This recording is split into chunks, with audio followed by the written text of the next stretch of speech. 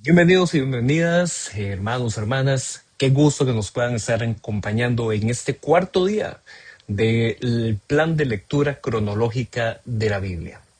Hoy vamos a arrancar con un nuevo ciclo dentro de la historia que se narra en el libro de Génesis. Hablamos de ciclos que se abren y ciclos que se cierran porque justamente a partir de Génesis capítulo 12 se nos va a comenzar a contar la historia del origen de la formación del pueblo de Israel basado en la figura de Abraham y su esposa Sarai, a quienes posteriormente veremos cómo el relato les cambia el nombre hacia Abraham y Sara. Pero justamente de eso tiene que ver el cumplimiento de la promesa en pacto que Dios les da. En el capítulo de Génesis 12, la historia inicia contando el llamamiento de Abraham. Pero antes de entrar en ese detalle, es importante recopilar un poco los principales aspectos que vimos en Génesis del capítulo 1 al capítulo 11. Esos primeros 11 capítulos del libro de Génesis se suelen identificar como la protohistoria. La palabra que se usa proto al inicio de las raíces, es decir, como un prefijo, hace alusión al inicio de algo. En este caso, es el inicio de las narraciones que nos cuentan el origen de la humanidad como un todo. Esos primeros 11 capítulos de protohistoria no deberían entenderse como acontecimientos históricamente verificables tal cuales los pensaríamos en la actualidad. ¿Por qué? Porque muchos, si no la mayoría de los eventos narrados en esos primeros 11 capítulos nos hace alusión a eventos sucedidos antes de la invención de la escritura. Por eso es que se les llama protohistoria, porque la historia inicia con la invención de la escritura. Ahora bien, se puede también por otro lado afirmar que aunque no existía la escritura como tal, esos capítulos y su contenido corresponden a una revelación especial de Dios. Nosotros vamos a considerar que ambas perspectivas tienen una simbiosis especial en la redacción final del libro de Génesis. Por un lado, nos habla de eventos y sucesos desde la perspectiva de los que vivían en la antigüedad, pero también el contenido de la historia de salvación que ahí se comienza a tejer tiene que ver con la inspiración de Dios para esos autores y esos textos. Y hablando de autores, quizás esa palabra en plural, autores, pueda sonar un poco diferente a lo que tradicionalmente se ha dicho de que el libro de Génesis pertenece a una autoría exclusiva de Moisés. Al respecto, valga la pena hacer un par de comentarios. En primera instancia, en ningún lugar del libro de Génesis se menciona quién es su autor definitivo. Tradicionalmente, los judíos asignan la autoría de los primeros 5 libros de la Biblia a Moisés. Por eso es que se le llaman los 5 rollos de Moisés o el Pentateuco o la Torá. Sin embargo, cuando se hace una lectura sumamente detallada de estos primeros libros, y ahorita concentrémonos en el Génesis, nos vamos a dar cuenta que hay una serie de referencias editoriales. Es decir, parece como que un autor de una época muy posterior introduce pequeñas palabras, pequeñas frases para hacer aclaraciones a lectores contemporáneos sobre situaciones del pasado. Eso nos permite deducir que hubo un editor final que, tomando los textos más antiguos de las tradiciones orales y las tradiciones escritas del pueblo de Israel, realizó una compilación final que tiene el núcleo de narraciones del texto que hoy por hoy conocemos como Génesis. Esto se ha venido estudiando en el último siglo. se le suele denominar como la teoría documentaria o hipótesis documentaria, indicando que el libro de Génesis y el resto del Pentateuco se basa en fuentes anteriores que eran independientes entre ellas y que llegó un editor final que sumó esos tres documentos independientes y los armonizó para crear la historia que hoy por hoy conocemos como el Pentateuco. Ojo, hago la aclaración, esto es una teoría, es una hipótesis respecto a la formación del libro de Génesis.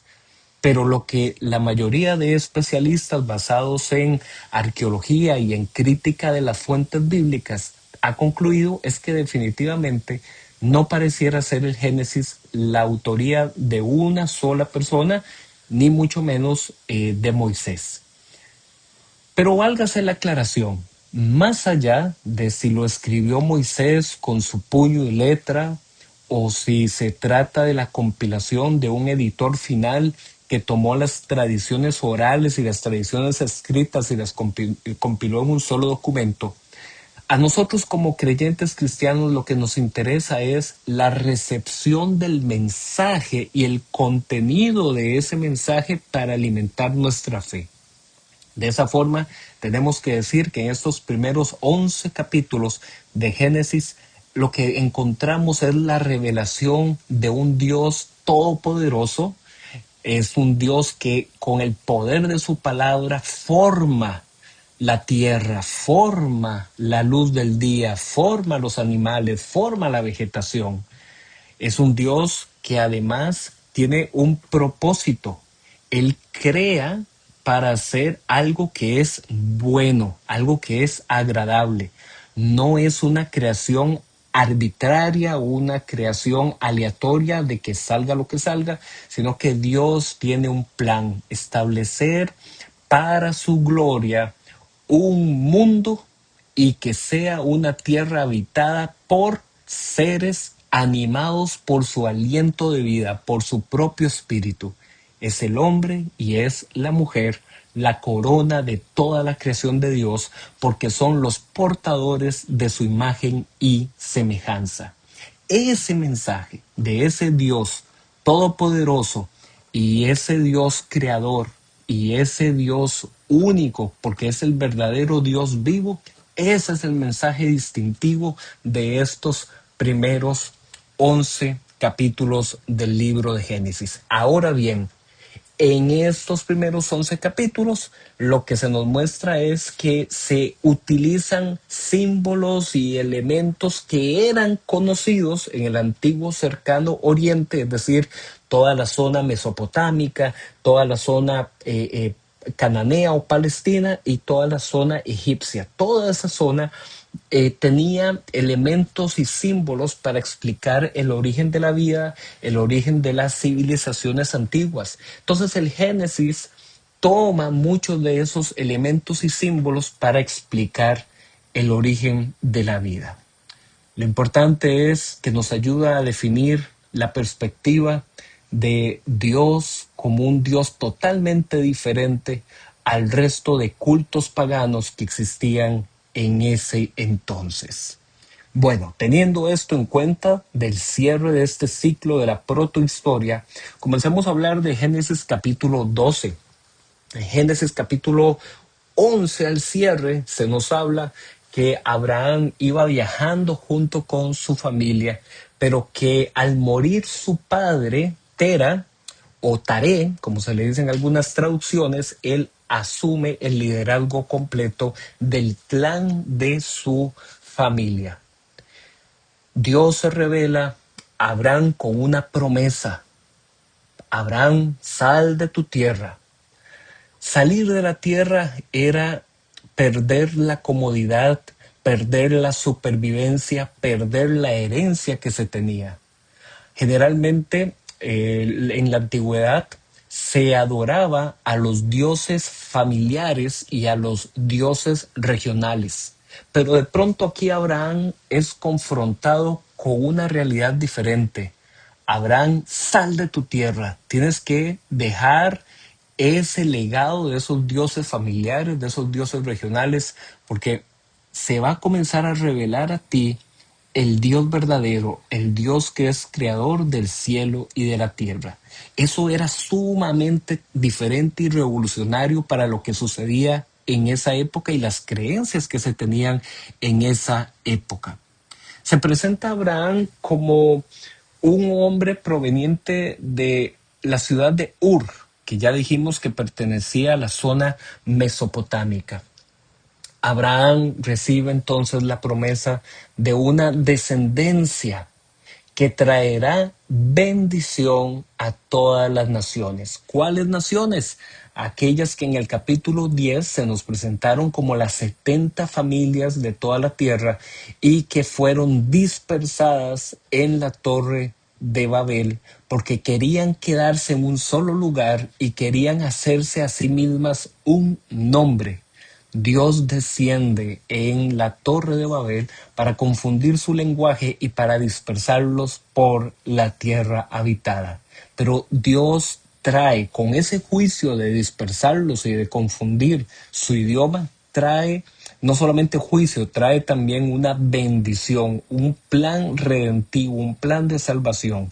El agente inicial de ese plan de salvación iba a comenzar con la promesa de que en el linaje de Abraham se traería bendición para todas las naciones. Un paréntesis, por eso es que en el Nuevo Testamento se nos dice que Jesús es el cumplimiento de las promesas hechas a Abraham. Cerramos ese paréntesis porque lo vamos a ver con detalle cuando lleguemos al Nuevo Testamento. En este capítulo 12 también se nos narra cómo Abraham hace el viaje desde esa tierra cananea hacia el sur y pasará por Canaán, pasará hasta llegar al Negev, que es un desierto, y llegar finalmente a Egipto. Cuando llega a Egipto, a causa de encontrarse con el faraón, tenemos un episodio muy interesante donde vemos que Abraham miente respecto a su relación con Sarai, su esposa. ¿Y por qué miente? Porque él termina diciendo que se trata de su hermana. En la antigüedad, los reyes ejercían ese tipo de violencia, pero ellos no lo interpretaban como violencia, sino que un acaudalado o un rey podía comprar mujeres para incluirlas dentro de su harén privado. Abraham, temiendo que a él lo mataran para adueñarse de su esposa e incluirla dentro del harén de Faraón, pareciera que más bien al decir que era su hermana, podía llegar entonces a recibir un dote o recibir riquezas en compensación por Sarai. Pero lo que nos encontramos aquí es muy interesante. Parece que hay un pequeño juicio indicando que Faraón estaba actuando de una forma negativa. Y entonces vinieron enfermedades hacia casa de Faraón. Pareciera que Faraón intentó aplacar la ira de los dioses. En la antigüedad se creía que las enfermedades y los castigos tenían siempre un origen divino. Y posiblemente después de intentar apaciguar la ira de todos los dioses que ellos conocían, finalmente llegaron a decirle al extranjero, a ese que había llegado, Abraham, Abraham, ¿qué mal nos has hecho? ¿Por qué es que estamos enfermos? Y Abraham tiene que terminar confesando y diciendo, no, es que esa no es mi hermana, es mi esposa. Faraón devuelve a Sarai hacia Abraham y además le da riquezas. Dios vuelve a prometerle que esa tierra, la tierra de Canaán, será entregada a Abraham y a su descendencia. En el capítulo 13 se nos presenta a Abraham como un hombre con muchas riquezas, pero en ganado. Parece que Abraham lo que practica es un pastoreo itinerante, es decir, que tienen que ir viajando cada cierto tiempo en búsqueda de pastos de alimento y aguas para su ganado. Pero se nos indica en el capítulo 13 que Abraham no viajaba solo, viajaba junto con su sobrino Lot, que también tenía ganados y que esto causaba que hubieran peleas entre los pastores que trabajaban para Abraham y los pastores que trabajaban para Lot. Y que por ese motivo decidieron separarse, Abraham por un lado y Lot para otro. Lot termina escogiendo una zona para habitar perteneciente al Valle del Jordán y ahí se asentó hasta llegar a Sodoma. En cambio, Abraham se quedó en Canaán. Abraham se quedó en la tierra de Hebrón. Ahí, estando entonces Abraham, Dios vuelve a afirmar su promesa de darle esa tierra. Abraham entonces responde a la promesa de Dios haciendo un altar. Los altares en la antigüedad eran como las mesas de piedra preparadas para el sacrificio, de piedra o de madera. Pero también era una forma de decir, esta es una zona que consideramos como tierra de culto, como una zona santa de tributo, de adoración a un Dios familiar. En este caso, lo que Abraham creía que era un Dios familiar, en realidad se trataba de la revelación del Dios único, todopoderoso, creador del cielo y de la tierra. En Génesis capítulo 14 se nos explica una serie de uniones político-militares que existían entre algunos reyes de la zona medio oriental y otros gobernantes o reyes locales de la zona de Canaán. Entre todos estos reyes y gobernantes hubo una batalla que terminó haciendo que estos reyes de Oriente dominaran esa zona de Canaán hasta extenderse a Sodoma. Y por lo tanto, Lot, el sobrino de Abraham, terminó siendo parte del botín de guerra que tomarían estos reyes. Por lo que Abraham tuvo que armarse y acompañarse de más de 350 hombres para ir en rescate de Lot. Y así lo consiguieron. No solamente rescataron a Lot, sino que pudieron rescatar las posesiones que estos reyes habían obtenido de la zona de Sodoma. Cuando volvían de la batalla, se nos indica que Abraham se encuentra con Melquisedec, rey de Salem. Este Salem suele ser ubicado como si fuera la zona de Jerusalén. Y se nos indica que Abraham pagó el diezmo a Melquisedec de todo el botín que habían obtenido en la batalla.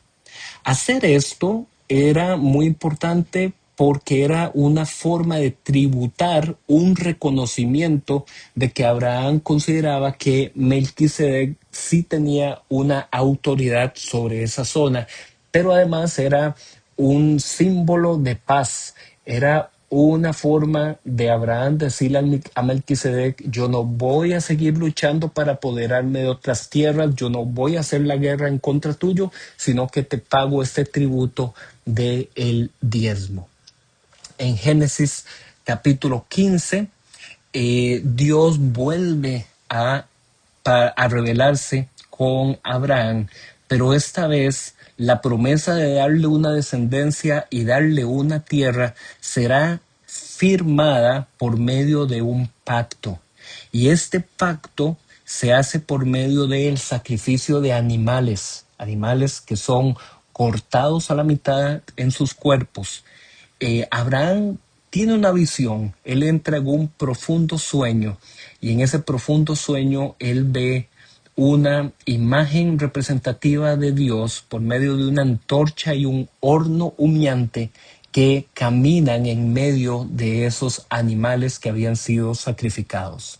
Esto es un símbolo de algo que hacían en la antigüedad. En la antigüedad, cuando se hacía un pacto, se sacrificaban animales, se cortaban esos animales y las dos partes que estaban llegando al acuerdo del pacto caminaban en medio de esos animales muertos. Eso era una forma de representar que cualquiera de los dos que rompiera los términos de ese pacto iba a tener un desenlace, iba a tener una consecuencia final como la que habían sufrido esos animales, es decir, iba a ser muerto y iba a ser cortado. Aquí pasa algo muy interesante. Los animales son sacrificados, los animales son cortados, pero el único que pasa caminando en medio de esos animales es la representación de Dios por medio de esa antorcha y ese humo del horno. Abraham no pasa en medio de ellos. Es muy interesante porque aquí Dios le está dando un mensaje simbólico a Abraham. El que moriría tenía que ser Dios mismo, no la descendencia de Abraham ni el propio Abraham, sino que Abraham y su descendencia iban a ser los beneficiarios de los términos de este pacto. Es decir, ellos iban a recibir una tierra para habitar y iban a recibir una descendencia. Bueno, de esta forma llegamos al cierre de esta reseña de estos capítulos de Génesis. Continuamos mañana. Seguimos en este recorrido del plan de lectura cronológica de la Biblia. Nos vemos.